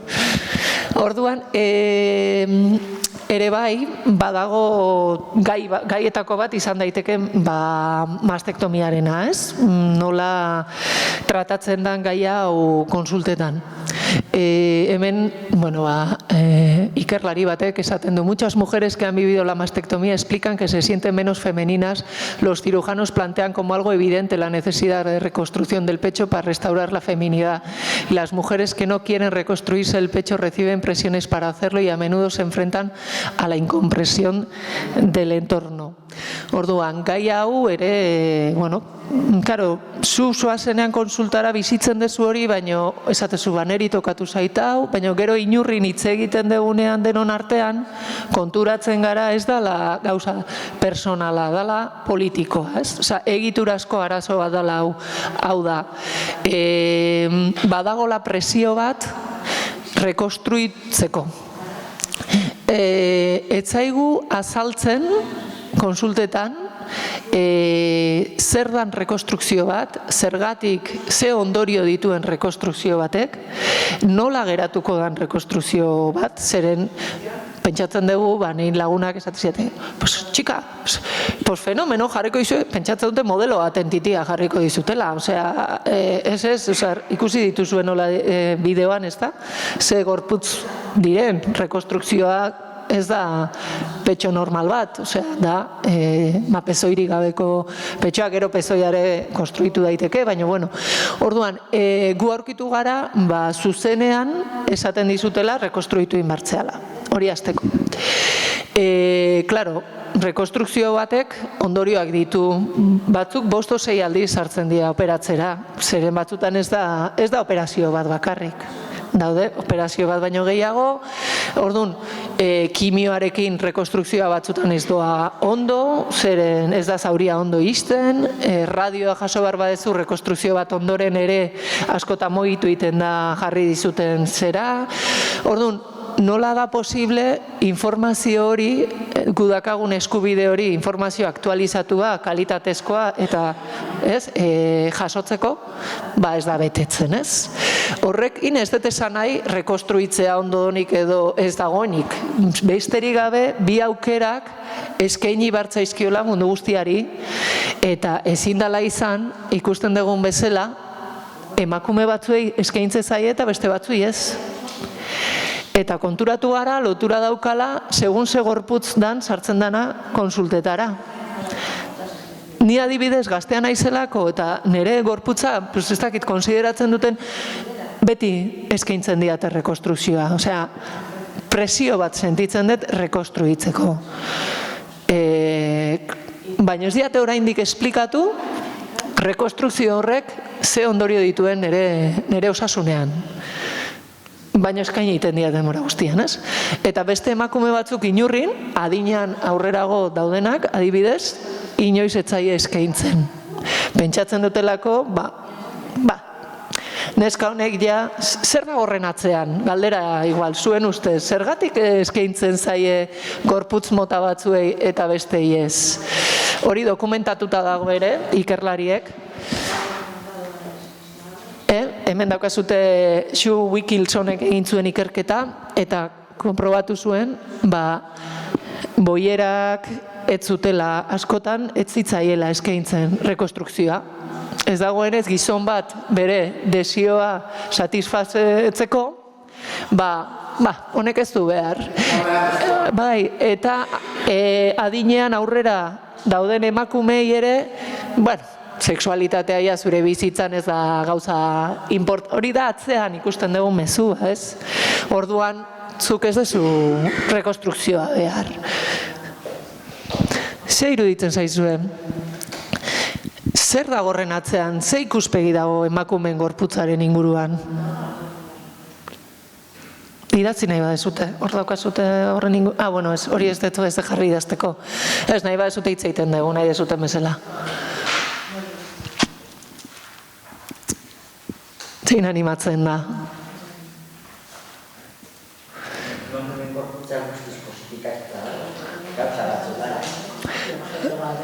Objeto bat dela, besteen desioaren erantzule izan behar dena, eta beraz, ez da orain gutxi arte, irakurriko dizuen nahi badezue, hemen ematen ziren folletoetan zer jartzen zuen. Ez que igual irakurtzea da interesgarriena. Zeren azaltzen da, marido hitza gure sexualidadea baino gehiago. Osea, zuzenean, ez? Begira.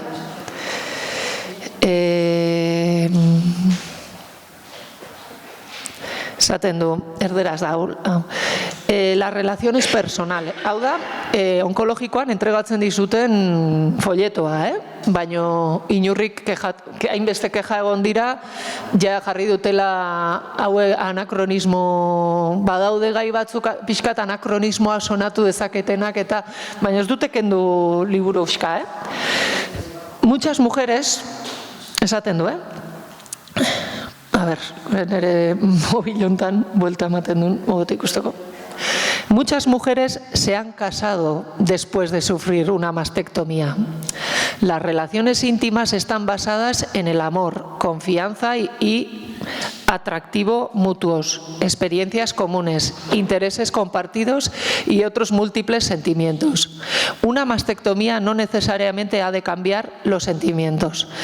Si tienes pareja estable, recuerda que tus cualidades las sigues teniendo y que después de la operación seguirás siendo la persona a quien tu marido ama y disfruta. Por ello, debes ser tú quien dé el primer paso y dejarle ver tu cuerpo tan pronto como sea posible, pidiéndole, por ejemplo, que te ayude a vestirte, lo que hará disminuir vuestra ansiedad. Puedes aumentar la... Ai, barkatu, es que esto tonde gustan. Puedes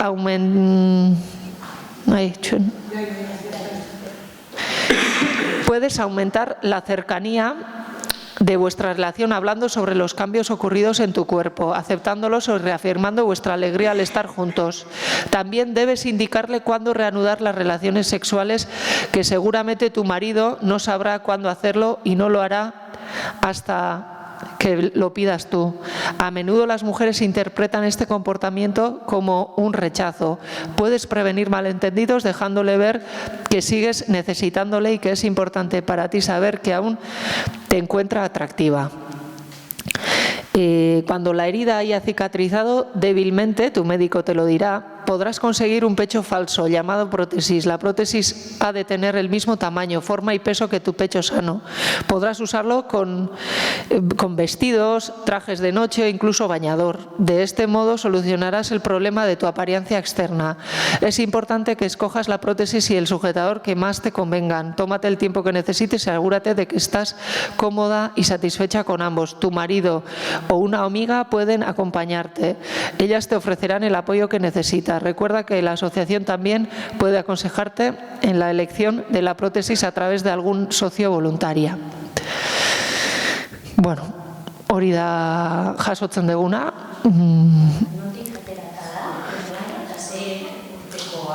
Hau da Katxalin elkarteak ateratzen duen aspaldikoa da, baina oraindik badaukate. Bai.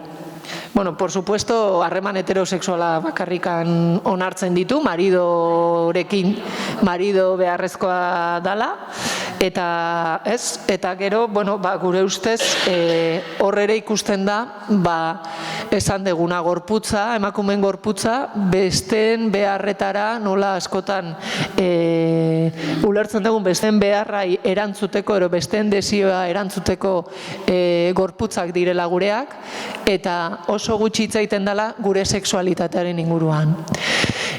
Gehiago esango dut,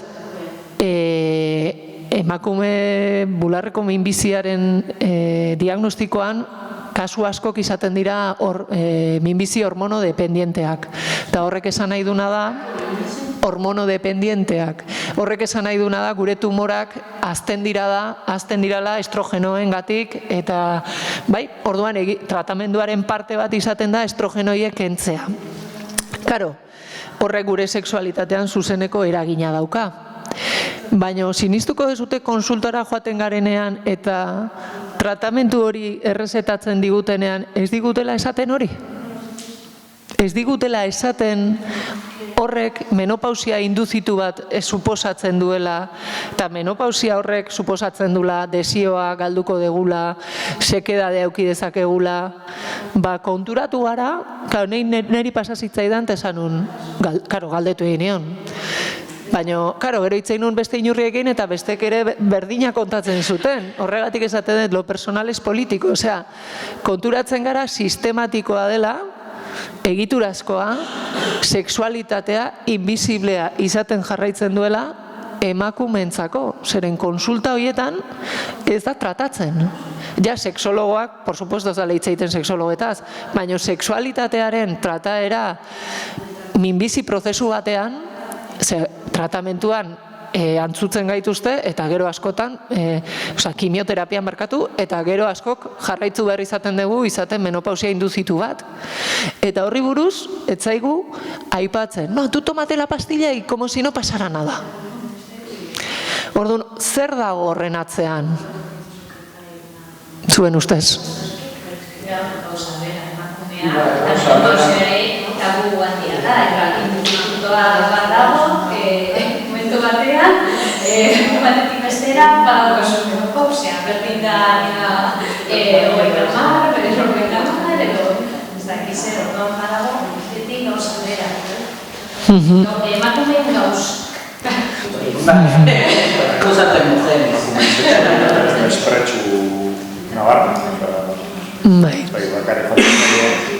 Beraien bikote informatza eta beraien ez. Bai, hori da. Senarrak pairatuko du, zure bikote gizonezkoak pairatuko du zure sexualitatearen hori da. kantea. Ez, baina eske horrela hori da azkenean atzean dagoen idea. Hori da, behar bada zure gizonari eta zuri ez. Ez, baina niri pasa zitzaidan, niri tratamentu aurrezetatu ziaten egun horretan, aste horretan, 10 egun lehenago neraitak eukizun bihotzeko bat. Eta bihotzekoagatik konsultak eukizitzen zunean, lehenengo protokoloan como volver a la sexualidad activa. Kartela handi bat, ez? Eta neraitak kontatzen zian, niri esplikatu diate sexualitatera nola berreskuratu, sexualitatea, eta nin ondoan niri zero. Orduan, ze gizonezkoetan sexualitatea oso importantea da, bisiblea da, inkluso potentziatzen dugu, ez? Publikoki eta emakumeetan, guk sexualitatea plazerretik bizitzeko aukera eta eskubide hori, totalmente invisibilizatua dagoela, ez? Orduan, hori ere bada feminismoaren borrokan beste punto importante bat, guk ere hor ari garela borrokatzen, eta nahita konsultetan, esaten naizue, sexualitatearen gai hau zer, ez? Guk ere daukagu eskubidea, kalitatezko, bizitza sexual bat izateko, eta hontaz informatua egoteko. Eta ez daude ikerketak, klaro. Emakumeen sexualitatearen inguruan ez dago ikerketarik. Pastilla hau hartu degunok, dago ikerketa bat esaten dula zenbatek jarraitu duen bizitza sexuala eukitzen, zenbatek ez, oso gutxi ikertu da, ez da interesatzen. Eta ez dago formaziorik, konturatzen gara onkologoak ez daudela formatua gai horretan. Eta horregatik ez digutela informatzen ere. Ze ez dakite zer esan. Ez dakite nola hartu gaia, nola tratatu. Eta hori da pixka bat, gure ustez beste violentzia bat jasaten deguna gorputzari lotuta, emakume bezala eta gaixo bezala, ez? Karo, gaixo pasibo bezala nahiago gaituzte, gaixo aktibo baino, zeren gu joaten gara, esatea, eta zer gai hau, zer? Eta beraientzako, hori ez, sensualitatearen invisibilizazioa kontsultetan, uste patriarkalak emakumeen sexualitatea bigarren mailakoa da, eta emakumearen sexualitatea menopausiarekin amaitzen da. Ez hori da beste batek ere dokumentatu dena ikerketetan.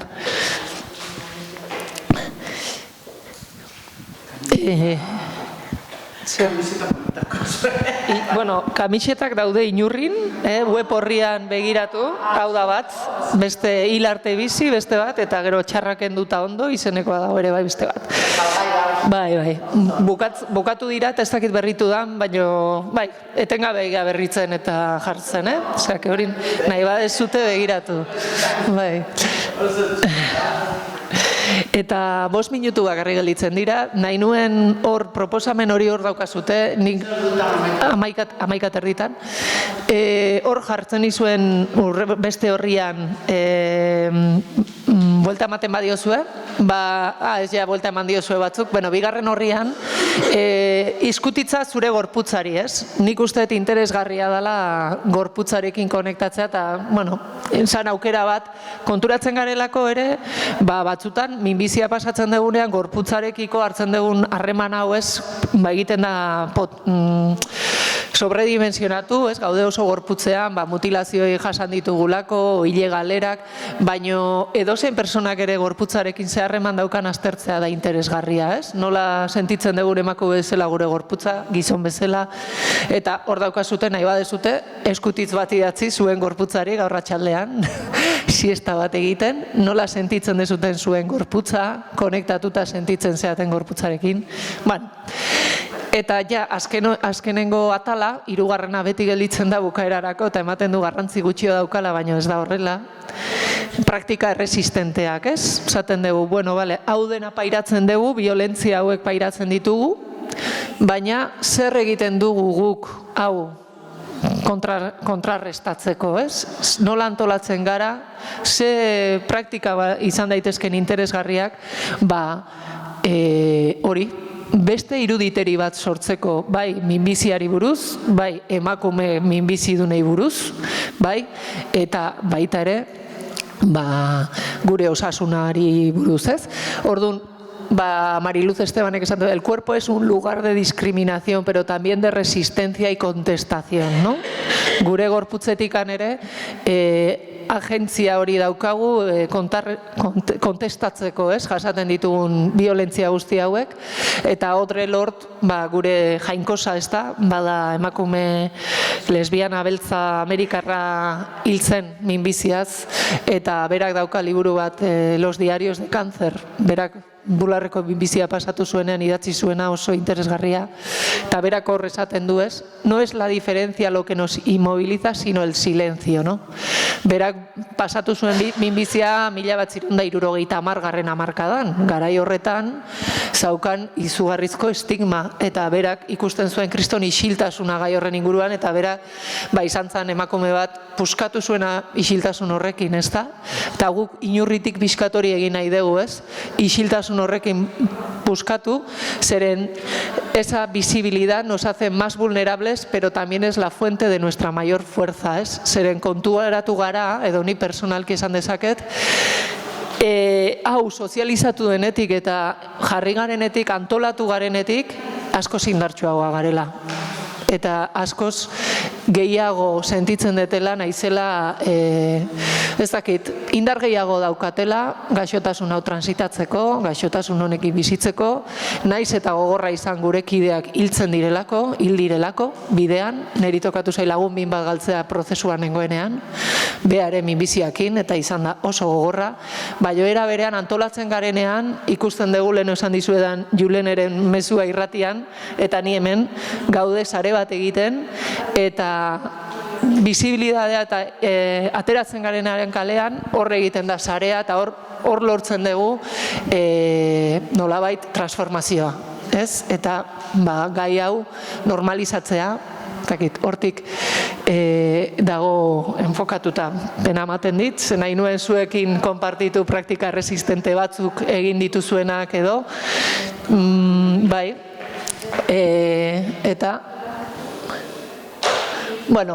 hori ez, guretzako ze importantean kolektibizatzearena, ez? Horregatikan, gaude lehenengo, hau da hirugarren egutegia, hemen dauden neska batzuk lehenengo urtean etzianak ausartu egutegian ateratzen, baina jutentzeanean, ni baindik naiz egon, baina jutentzeanean berai kontatzen dute hasiera batean, hau, Elik, ez, esatezun, nik ez nuen pentsatzen sujetadoreak entzea, baina ikusi nuenean hortzegon indarra, eta hor ginen denak eta sortu zen giroa, animatu nintzen, ez, eta indarra egiten dela taldean, antolatzen garenean, eta horrek egiten gaitula indartsuago, ez, edo hori pixka bat mezu horrekin bukatu nahi nun, eta kanta batekin ez dakit denbora daukagun, ez daukagu, ez? Nola ikusten duzu?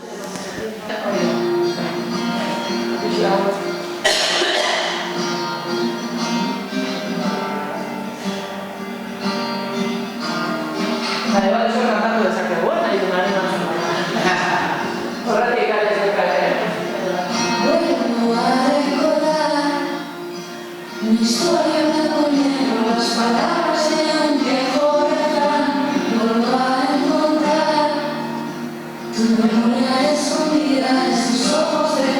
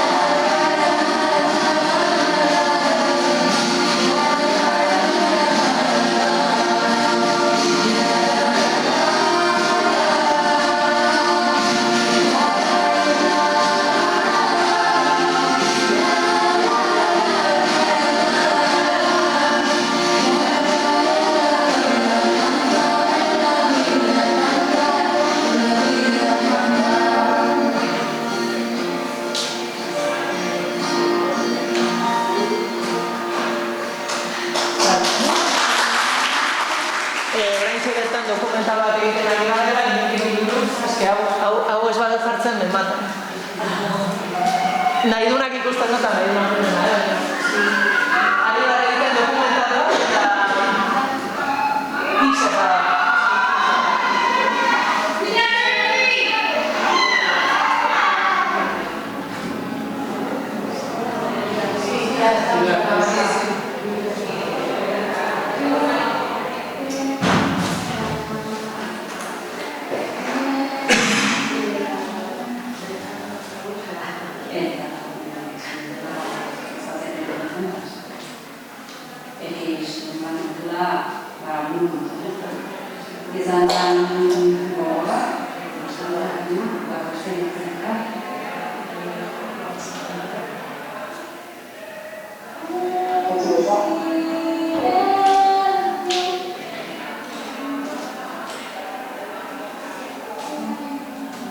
Julene familia, inorko sortzailea, inori inizian akompainatuz, formatura helburu bat duten du, perspektiba feminista batetik eta du eralantzaile batek.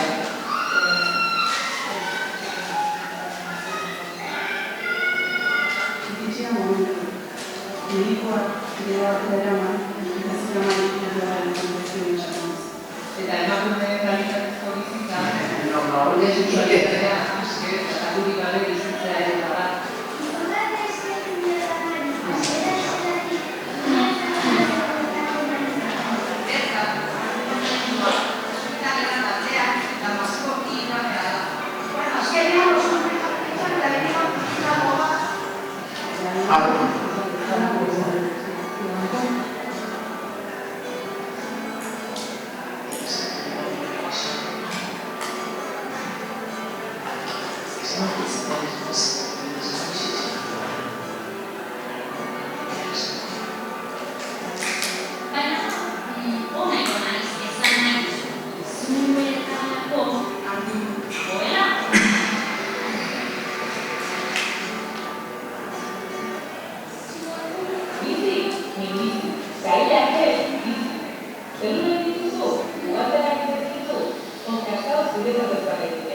Aipamen berezia, familia honen bat izatera goberatzen duen emakumearen da. Kimio egun mierda baten, unien zertaz ezagutu gabe, nire besauki marabillosa urbildu zenari eta propertso bat eman zidanari honako hitzauek esanez. Hola, soy Marco. Te anoto aquí un número para que me escribas si lo necesitas. Inori representatzen duen obietu modura, zure horretan eman zinean papel horiek jarri du.